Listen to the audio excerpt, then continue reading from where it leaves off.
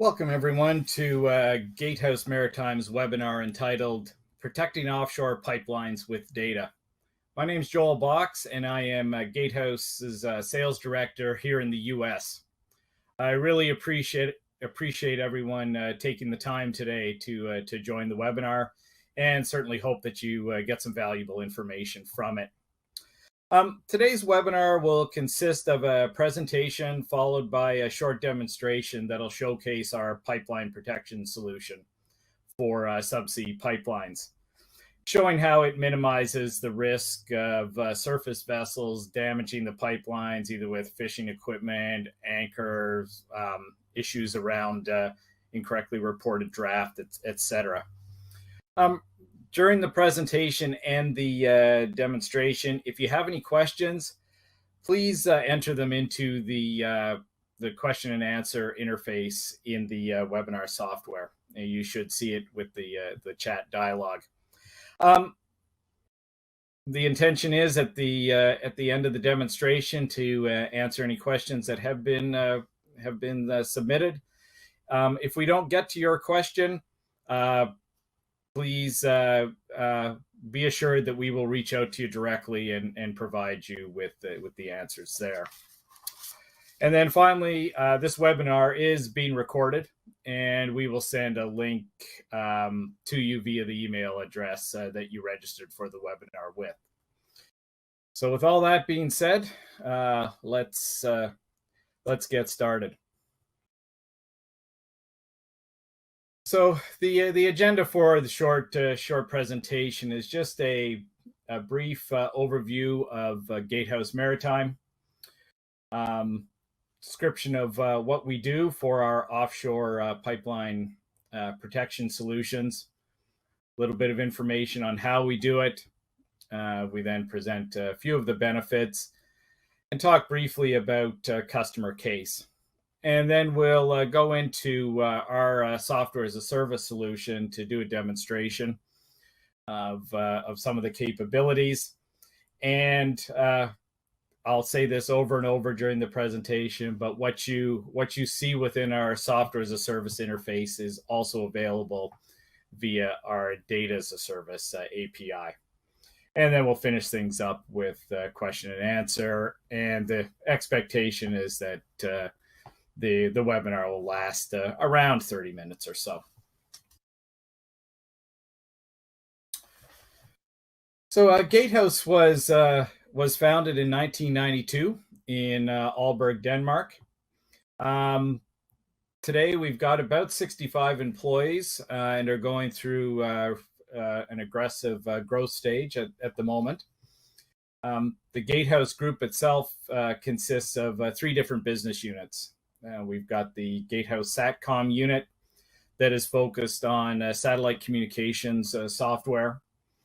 Gatehouse Maritime, which is the group that I'm a part of, focused on asset protection, ocean visibility, and some statistical reporting and analytics. The third business unit is Gatehouse Igniter. And Igniter is focused on helping startup companies in both the SATCOM and maritime space to bring their solutions to market more quickly, providing them with consulting services. Now for Gatehouse Maritime, our focus is on delivering mission-critical software through flexible and scalable software as a service and data as a service solutions. So what we do to protect these pipeline assets. The solution itself provides proactive protection for timely and precise responses to events. And events meaning vessels getting in close proximity to the designated asset and meeting certain characteristics that the user or the operator can define within the system. The solution is based on geofencing technology, and we can also utilize passage lines or lines to also assist in the protection. So some of the automated scenarios are things as simple as a vessel entering or leaving a designated area. We can look for certain characteristics of the vessel, such as it's slowing down and speeding up in a particular area, or having a high rate of turn, or changing anchoring status, or navigation status to anchoring. And these events or watchdogs are easily set up by defining the geographic area using our shape tool, and then associating a filter with that particular shape. And filter meaning looking for certain types of vessels with certain types of characteristics.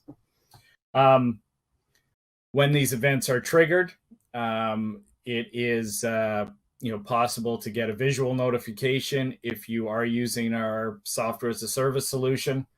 But we also have automated messaging sent to operators, monitoring, and those responsible for monitoring via email and SMS messages.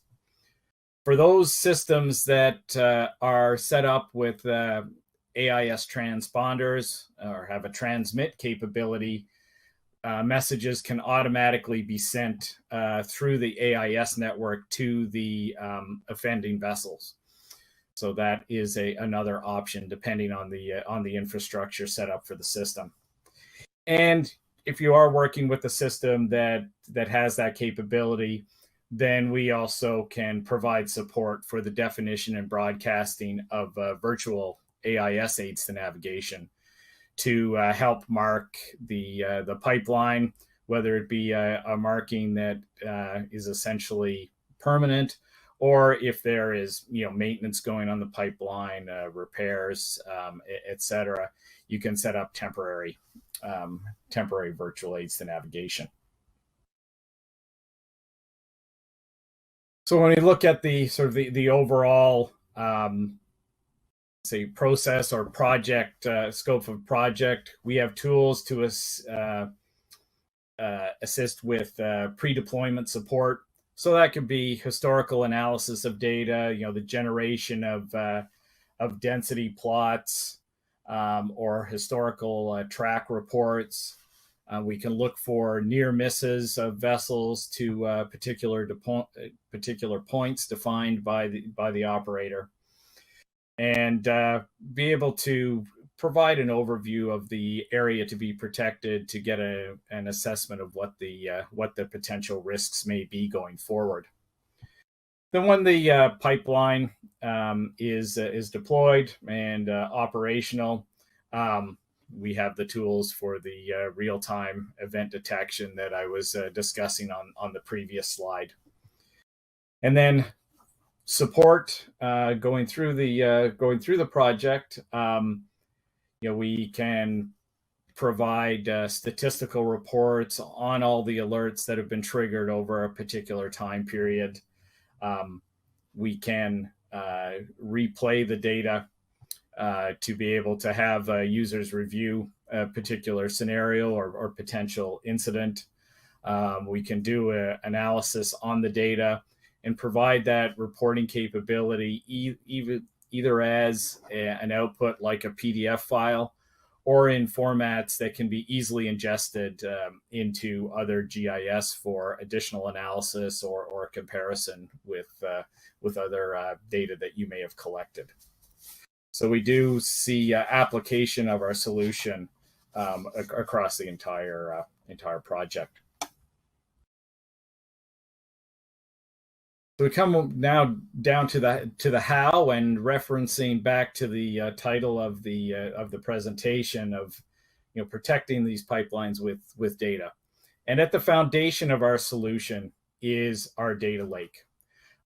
We have a decade's worth of data stored and accessible, ready for analysis purposes, and we are collecting through the tracking of about 300,000 vessels in real time. We're adding about 150 million data points on a daily basis. So with our solution, we are able to provide worldwide coverage. We have flexibility to add in new data sources if they are pertinent to your operations.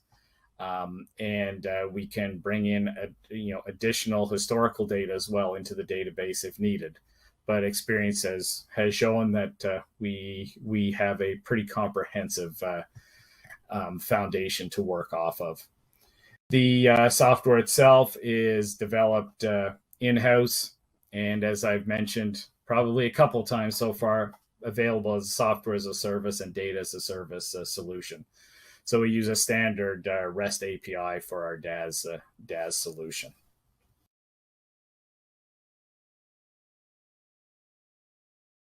Some of the benefits that we believe the solution offers our customers: you can do the assessment of risks, pre-deployment. Obviously, help protect the infrastructure from related damages caused by vessels. And this is an automated solution. So once configured, it can be left on its own, and your team can be freed up for other tasks. With the automated messaging, only those important alerts get sent to your appropriate personnel. And then we have full support for incident investigation and the creation of documentation to support these investigations, whether it be informal or through the court systems. So one of the customers that we are working with now is a gas system in Poland, and supporting their portion of the Baltic pipe project. And as you can see in the diagram here, the pipeline of interest runs between Poland and Denmark. And we're implementing a system consisting of AIS transmission sites, and combining that with our data lake to provide a full coverage of the pipeline area. So it will be monitored 24/7. Reports will be generated on a regular basis, and with the AIS transmit capability, there'll be automated notifications to vessels that have triggered some of these alerts.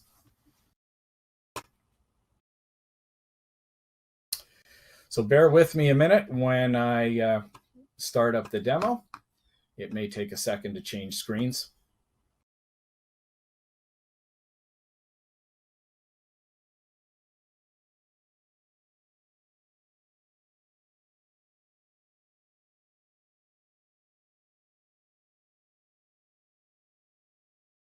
So this is our software as a service interface named AIS Web. And those of you that are familiar with AIS data, you've seen similar user interfaces to this one here, with each one of the targets being displayed on the screen. When you select a target, you can get all the information about its AIS broadcast. We also display the vessel's past track, and allow easy export of that information if that's of value for some of your assessment or even daily reporting. So I won't spend too much time going through that basic functionality. What we will focus on for the next few minutes is the creation of the events themselves, and the generation of one or two reports. So as outlined earlier, the events consist of the definition of an area of interest, and as an option, you can associate a filter with that. So we'll start with the filter. And one of the strengths of the Gatehouse solution is that we can, or users can, define filters based on pretty much anything that is broadcast by the AIS. So a simple filter could simply be a fishing vessel, or a cargo vessel. And I'll run through the creation of just a filter on a cargo vessel, and we'll build upon that. So to do that, just need to enter a name, and no real restrictions there. And then with the definitions, as you become familiar with the system, you'll know what fields filters can be created on. But we can show our auto completion list. In this case, it's a type of ship, and we want that to equal a cargo vessel.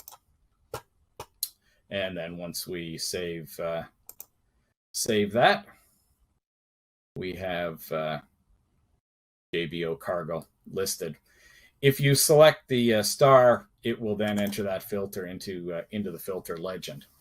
And this just allows a quick visualization of those targets of interest. So as you can see here, with the filter off, we've got a number of other vessel types being shown. Filter on, we only see the cargo vessels. This is LA Long Beach, so there's a lot of them waiting to get into the port at this particular time. So that's an extremely basic filter. But if we were interested in just those cargo vessels that were operating at a higher speed, we can then set the filter to also include a speed over ground component. So I'll just edit it and say, using Boolean statements, we want cargo ships, type of ship equals cargo, and their speed over ground, we'll say greater than 10 knots. And we can save that filter. And we can then see, okay, there's only a small number in the LA Long Beach area that are moving at greater than 10 knots. And as you can see with some of the other filters that have been set up, we can set up speed over ground ranges. So if you're looking for, say, fishing activity, for example, you may only be interested in those fishing vessels that are moving between 1 and 6 knots. So we've created this filter, and then if we wanted to associate that filter with a shape to create an event, the next step would be to actually create the shape. And to do that, we utilize our shape tool. I've got a pipeline digitized here, and we can, the shape can be drawn in freehand or can be imported from GIS or other data formats. But I'll just draw it by hand here. So I just want to set up a bit of a corridor around the pipeline.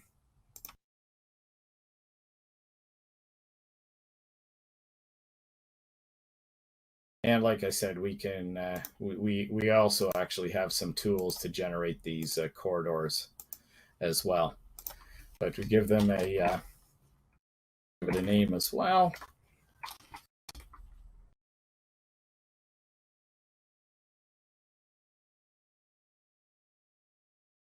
And save that into the shape listing here. So now we have the shape and the filter. We can then create the event itself. And under the Events Admin tab, select New, and then we've got a number of different types.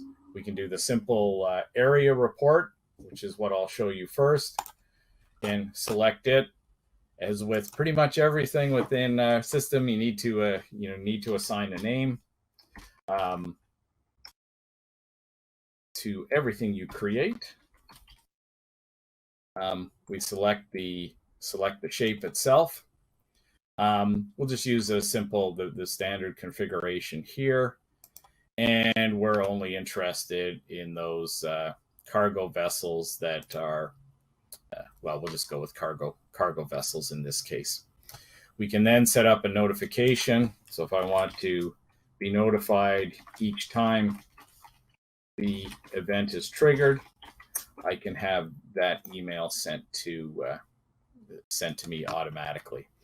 And we also have an option to not send a message on deactivation. There may only be concern when entering the area. And then we save that event, and it goes into the definition list. As vessels enter the enter this area, the event will be triggered. As we're waiting for some to trigger, I did want to touch upon another one of the specialized events that we have. It's named cable in the system, but its application is virtually identical for pipelines. So we've added in some other checks, like, so if a vessel enters the area and changes its navigation status on the AIS, that triggers an alarm.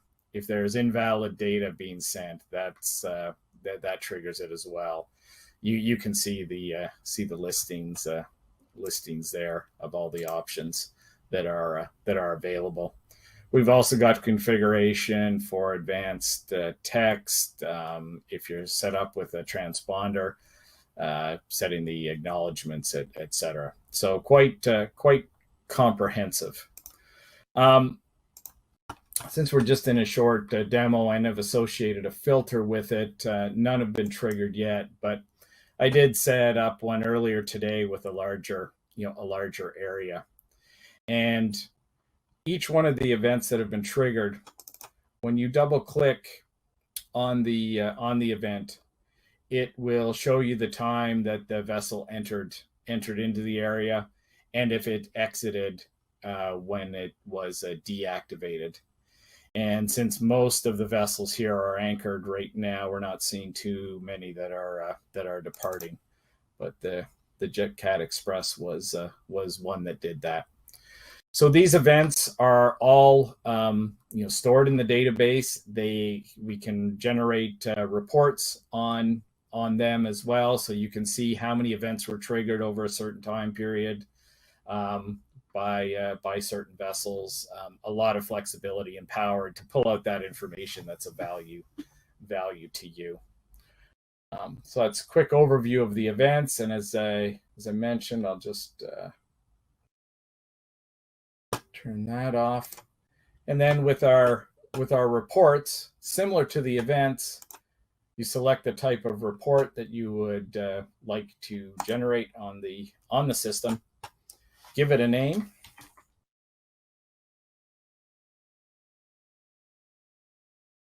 It's a historical track report. I'll just give it a title here.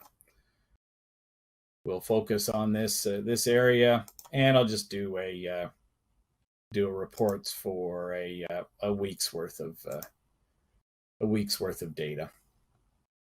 And I won't bother with any filter here. I'll just generate the report. Once you've set those parameters, then the report is sent to our report server. Again, all this is cloud-based. Only takes a few seconds to generate. And here's the tracks that were generated in that 1 week's time.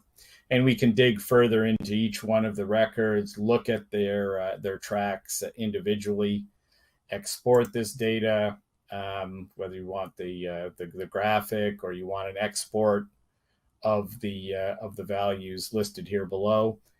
And as you can see as well, you can also export it to an Esri shapefile for import into ArcGIS as an example.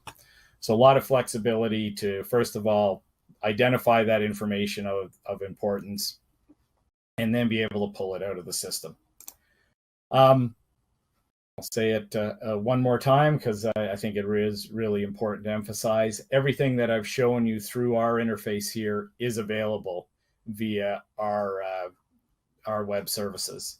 And if you're interested in getting more information on that, please contact me, and I can walk you through the API. So we're getting into the last few minutes of the webinar. I'll stop sharing the screen here and go back to the slides. and check if we've got any questions that that have been added during the presentation. And we do have a couple that came in.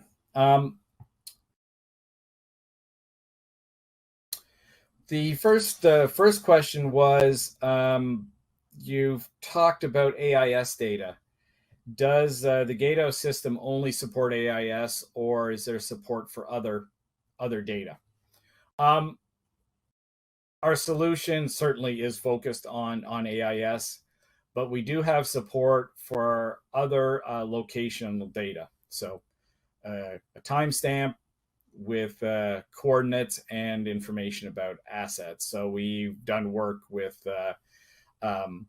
information from GPS providers. Processed radar targets are another example. And that data can be incorporated into the system for the real-time event detection. Another question that came in is,